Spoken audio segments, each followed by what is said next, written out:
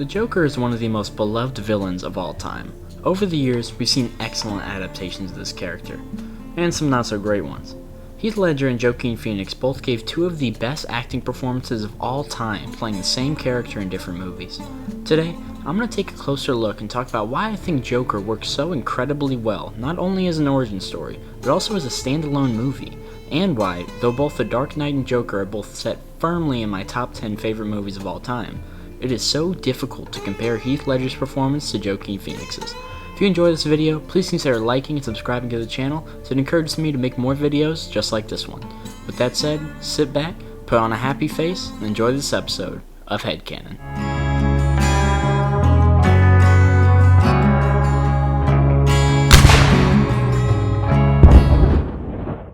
Arthur Fleck is a perfect example of how to make an audience root for a character that does gruesome and evil things. As soon as this movie starts, you see endless misery and one injustice after another piled onto him, ensuring that you will stay in his corner as he falls deeper and deeper into his manic and unhinged tendencies. Arthur's day-to-day life is shown to be a bleak mess that is made up entirely of sadness, rejection, and tragedy.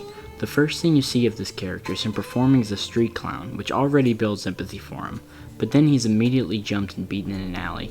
You see him on a train innocently attempting to make the child in front of him laugh, and he's scorned for it by the boy's mother.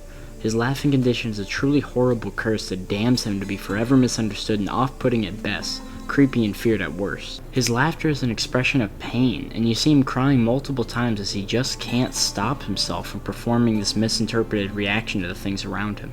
His social worker doesn't care about him or actually listen to the things he says. She becomes indifferent to Arthur because people have become indifferent to her. Other than just building Arthur as a character, it's also an interesting commentary on the mental health field, but you can make your own assumptions about that. We see him at home being a supportive son as he cares for his sickly mother. We feel even more for him as he fantasizes about Murray telling him he's the son he never had, giving him the love and support he never received from his parents. Already at this point, you just want to climb through the screen and give this poor guy a hug. But this Murray scene also has a different purpose of building Murray as the villain of Arthur's story. After seeing how the Murray show is the only thing in his life that Arthur seems to find joy in, and how he idolizes Murray and wants to be a comedian just like him, when you see him making fun of Arthur's stand-up later in the movie, it hurts even more and makes you truly despise him. And it's not only because we like Arthur, it's because it's pretty clear from the video of Arthur's stand-up that he has some severe mental health problems, and Murray has no issue with humiliating him for the sake of a joke. Arthur's boss doesn't believe him when he says he was attacked, and we see him fall to the ground in an alley full of garbage as he despairs after this scene. He's thrown under the bus by Randall, who encourages him to take a gun for protection, then denies it when Arthur gets in trouble for it. I mean, Arthur is just getting absolutely crushed in every aspect of his life, and when we get to the point of him being harassed on the train by the three men, he finally breaks. It's really so hard to watch him crying and choking on air as he tries to stop laughing in this scene, and when he finally shoots his assailants, you see for a brief second his face turns from one that's in pain to rageful. His first kill is the result of all the suffering he has endured up to this point being released in a moment of catharsis. While the first two men are killed in what is undeniably self-defense, chasing down the last man as he attempts to flee is more about releasing the pain and anger that's been building up inside of him. They also do a good job of clearly painting these men as horrible people, which keeps us on Arthur's side as he becomes more and more extreme. This moment where Arthur kills makes him feel powerful for the first time in his life, and this is expressed as he fantasizes kissing the woman he's been stalking. Also, just a side note, the way Arthur writes in his journal looks a lot like how I take notes for these videos, and I don't appreciate the similarities. Anyway, when Arthur sees people talking about and supporting what he did on the subway, he starts to feel acknowledged as a person for the first time ever. After the subway incident, Arthur starts to hallucinate the woman down the hall as being his girlfriend, and knowing that she isn't real, you can see that this is really him visualizing someone to support him in his actions. Because he's never had anyone love him, he creates a fake person to do it. He's becoming more and more disconnected from everyone around him. He's starting to see the world the way he wants it to be rather than how it is. Him failing on stage because of his condition is a really hard scene to watch, but he views it as though he gave a great performance because his girlfriend thought his jokes were funny. So essentially, because he himself thought it was funny. He's starting to reinforce his own actions through his hallucinations of her. She laughs when no one else does, she says the killer clown is a hero, and she holds his hand in the hospital when there's no one else to do it. When he reads the letter his mother wrote to Thomas Wayne saying he's Arthur's father, you start to realize his mother also has been manipulating him his whole life. She fantasizes about Thomas Wayne the same way he does about the girl and Murray. When he finally confronts her about the letter, she quickly flips the situation on him and gaslights him into calming down. When Arthur went to Wayne Manor to see Thomas, it really struck me just how perfect of a balance Arthur strikes between being creepy and pitiful. And something I noticed is that Arthur only stops choking Alfred in this scene because he looks at Bruce watching it happen and doesn't want him to see it. After he assaults Alfred, there's another moment that makes you feel bad for him as his mother has a stroke and is put in the hospital, and he watches Murray make fun of him on TV. When he goes to confront Thomas Wayne at the theater, he realizes that he has started to become an icon entirely by accident, and he absolutely loves it, as he finally feels seen. When Thomas tells him that his mother is crazy, you can see how desperately he wants to be his son. What really drives this home is him saying, "I mean, look at us," when the two men look nothing alike at all. If he was Thomas's son, it would make his whole life make sense to him, and he would finally get the father figure he's been fantasizing about the whole movie. Thomas is an asshole in this scene, but it's actually pretty justified, considering that Arthur went to his house and put his hands on his son and butler. Regardless, it still breaks my heart when Arthur says he just wants a little warmth and a hug from him.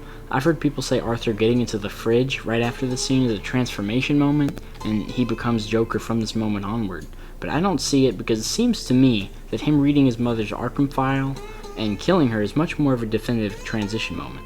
If you're someone that sees this as a hard character shift moment, explain it to me in the comments since I might just be misinterpreting it. But when he goes to the hospital to read his mom's file, the acting of Joaquin Phoenix is insanely good.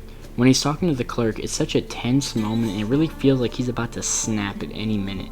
When he reads the file and can't even stop laughing as he cries over his whole world falling apart, that really got me. I cried like a baby watching that, and just seeing how his mom let him be abused and has been abusing him his whole life when he goes to so much effort to take care of her really struck a nerve. He then walks home in the rain and goes to his fake girlfriend's house, and it's the first scene where he is genuinely quite horrifying. Just the way he delivers the line, "I had a bad day," which sends shivers down my spine. It really makes me think he's about to snap and kill her. And then she questions what his name is and that he's in the wrong apartment, and it's revealed that she's fake. And this is actually probably the only thing I would really change about this movie if I could, is that it goes through and shows you every single scene she was in and then cuts to her not being there to show you that the whole relationship's fake. But it's just over-explaining. I mean, we can tell by the dialogue here that this was not a real relationship. You know, we understand he's a psycho and that this isn't real. You didn't need to simplify it down for us and show us every little frame where she appeared to show us that she wasn't there. We can figure it out. I mean, it's a minor nitpick, but it does always bother me when I watch this movie. Anyway, now that he knows that everything in his life has been a lie and that all his problems are from his mother's abuse of him, he starts to laugh at his sorrow instead of wallowing in it. All this time he's been suffering, trying to take care of his mom, trying to start his career and be accepted, and the whole time his mom is the one that's been manipulating and lying to him. And knowing this makes him finally see the dark humor and how futile everything in his life is. His life is a joke, and his suicide on the Murray Franklin show will be the punchline. As he wrote in his journal, his death will make more sense in his life. He kills his mom, and then gets ready for his performance as That's Life by Frank Sinatra plays, showing his change of mind state. And just as a quick side note, the soundtrack of this movie is phenomenal. Who would have thought they would make a Joker movie and put Frank Sinatra on the soundtrack and that it would fit absolutely perfectly? He's becoming who he thinks he was always meant to be. Everyone around him has been stomping on his dreams, and he's not going to let them keep him down anymore. It's amazing how they managed to frame this as a heroic turning point for him, and even make you feel happy for him, when for Arthur, being who he's meant to be means following the whims of his every emotion. No one's gonna tell him what's right or wrong anymore, shame him, or make him feel bad about the things he does. It's a character arc that would be applied in a really wholesome way in any other movie, but here it's used as a justification for evil in very interesting and twisted ways. It's framed as empowering and uplifting, and you can't help but root for him after seeing all the things he's been through. The scene where he murders Randall for being a snake is really the first time he feels like the Joker. I mean, the way he stands in the hallway and looks up at them is out of a horror movie. It's really scary. And something I think Joaquin Phoenix does really good in this movie is just looking unnatural and bony and sickly. And just the sheer brutality of the way he does it and carries on the conversation with Gary as though nothing happened is chilling. It makes him feel like he's an unstable time bomb. This is also the first time he starts embracing his dark sense of humor, the way we expect from the Joker. He is genuinely funny in this scene when he jump scares Gary despite what he just did. He no longer refrains from stating his thoughts and acting on his impulses because of the judgment of others.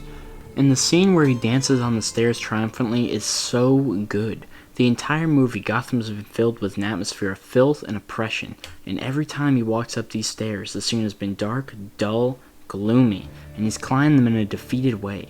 This time, the sun is out, he's wearing vibrant colors, and he's dancing with joy. He's completely in his own world, living true to himself, while the normal people look on with concern. He gets chased by the cops and leads them onto a train where they get killed by the mob he's started, which is something he feels absolutely no remorse for. Once he gets to the studio, he prepares for the performance his whole life has been building towards, and I love the shot of him dancing so unnaturally before the curtains open, and then coming onto the stage with so much charisma right after. After Arthur gives his on-air confession, you see Murray's producer beckon for him to cut the show, but he pushes on anyway. All Murray cares about are his ratings, even though he's giving this clearly ill and unstable person who just admitted to murder a platform. This whole interview scene that accumulates with Murray's death is simply one of the best climaxes I've ever seen in a movie, and Joaquin Phoenix more than earns his Oscar with this scene alone. Arthur vents about all the things he's been suffering from and gets more and more passionate as he talks about how he's been treated by everyone. Murray gets defensive when Arthur calls him out for being a bad person and bringing him onto the show just to make fun of him, and finally tries to cut the show off. But Arthur gets so caught up in the heat of the moment that he forgets his suicide plan and kills Murray instead of himself on live TV. It's an act that releases all the built-up pain he's been in the entire story, and he bursts into genuine laughter for the first time we've seen since the movie started. He's arrested, and as he's driven through the city, he looks on the riots he's caused with pride. The dancing scene is likely a hallucination because we see him in the hospital after this, but it represents his new mindset. The world is his stage, and his life is a performance. At the end of the movie, he's laughing as he thinks about Bruce Wayne watching his parents die from the riots he caused and growing up as an orphan. When his therapist asks him what he's laughing at, he says, "You wouldn't get it." He's completely over the edge and living simply to amuse himself. He doesn't care about being understood, he just follows his own impulses. And we understand why he finds the pain of others funny now, because all the time he spent mourning his own pain when he should have been laughing at how long he's been suffering. It's a cautionary tale that's really impactful, and genuinely tricks you into rooting for Arthur to succeed because you feel so bad for him, and because of the way the story's framed. He spends most of the movie desperate for love from anyone, his mother, his father, his imaginary girlfriend, and from Murray, and he gets rejected over and over and over by everyone. Him succumbing to his madness is portrayed as him finding enlightenment and being set free as he finds fulfillment in himself instead of other people. And this movie just has some really beautiful, iconic character moments that go down. I mean, him dancing on the stairs in the full Joker garb for the first time is absolutely beautiful. The way he paints the blood smile on his face as he dances in front of the crowd of rioting people, and the absolutely stellar performance by him and Robert De Niro in the last climax scene is just so good. I've watched that scene so many times, and every time I notice some small little detail that makes me love it even more. And for a movie with the R rating, they show a lot of maturity and really pick their moments to have the action scenes go down. The violence in this movie isn't widespread. There's maybe 2 or 3 moments when something serious goes down, and it feels like it's serious because it's not shoved in your face. Every violent scene that Arthur has is built up slowly over the film and earned. This is just a movie with a lot to say, and I find myself thinking about it all the time. It's the kind of deep character study that Breaking Bad or Better Call Saul does, that makes you just think about it and think how things could have been different, what really made the character certain ways, what could have fixed them, and hopefully gives you something that you can take out into your real life and be wiser for it. Maybe you can be more empathetic. Maybe you can understand how downward spirals work and not fall into those pits yourself. And deep character studies and stories that make you think about life and just wonder and they stick in the back of your mind in a way. That's what I just love about storytelling. I love being able to watch something and feel like I'm more emotionally intelligent for having watched it. And I certainly don't think that this movie is glorifying mental illness or encouraging violence at all. The goal is to put you in Arthur's shoes and give you more empathy for people that suffer from this. And the fact they're able to put you in Arthur's shoes so successfully that you get caught up in it yourself and kind of root for him the first time you watch this is just a testament to how well they wrote the character. And speaking of that, I think they really missed a huge opportunity when they decided not to tie this movie into the Batman. They've made it impossible to do that now since they gave a different storyline about how Bruce's father was killed, and because they showed a different Joker in that movie. I think seeing this Joker as a villain down the line for Robert Pattinson's Batman would have been amazing to see, especially with the dynamic they would have due to Arthur being the reason Thomas and Martha Wayne were killed. Plus, it would be really interesting to see the way Batman views the Joker as opposed to the way the audience does after understanding why he became this way. He would be the perfect balance of sympathetic and unhinged. I think this Joker would make a fantastic villain pretty much for the opposite reason Heath Ledger's Joker was a great one. When Joker kills in this movie, it's not premeditated or thought out. It's in moments of passion when he finally breaks from the stress he endures every day, reaching a boiling point.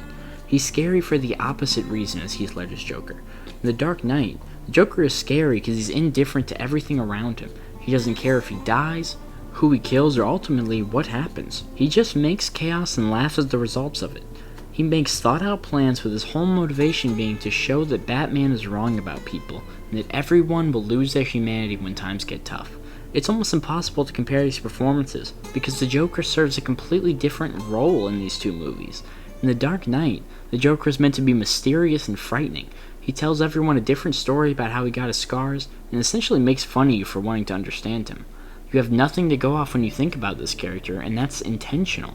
He also has significantly less screen time, and he's not intended to be sympathetic at all. His whole purpose in that movie is to push Batman and attempt to break his sense of morality.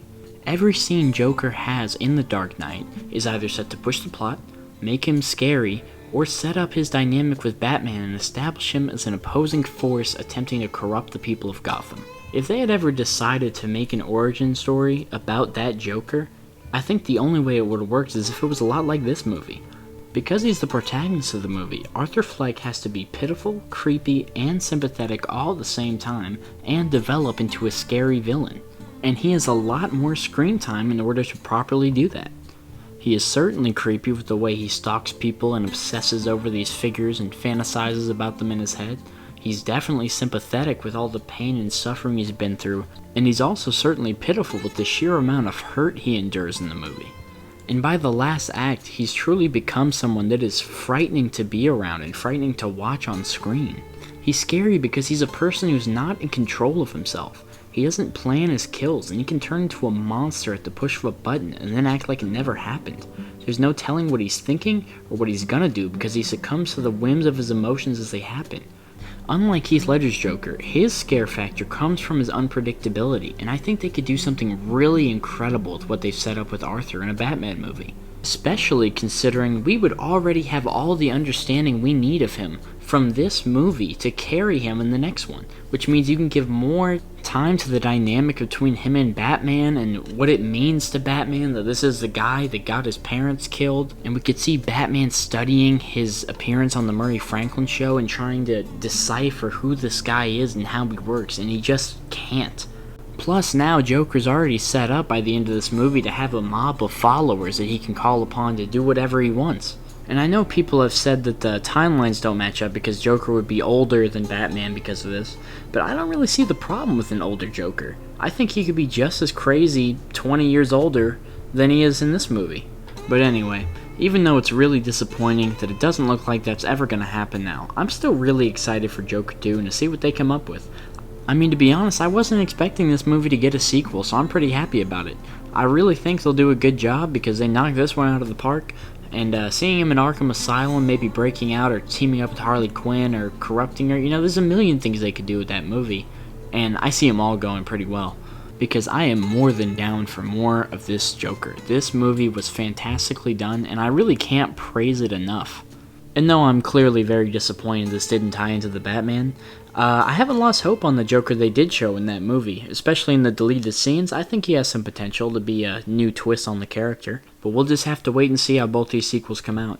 If you have predictions for either of them, please drop them down in the comments. I would really like to see what you guys think or your pitches for these movies, and also drop any recommendations of what you want me to cover next on the channel down in the comments below. If you like this episode, please like and subscribe. You gotta do it for me, man, I'm begging you. And I'll catch y'all in the next episode of HeadCannon.